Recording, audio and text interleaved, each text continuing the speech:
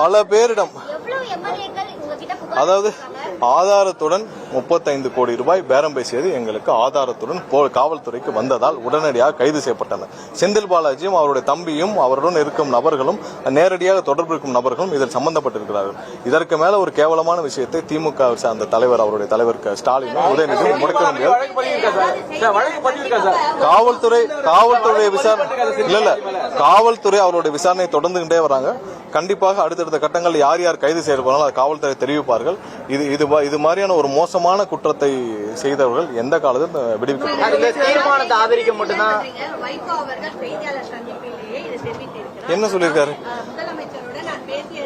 என்ன சொல்லியிருக்காரு? 2 பேர் ராஜினாமா பண்ணா வந்து பிரச்சாரம் பண்றேன்னு. அதாவது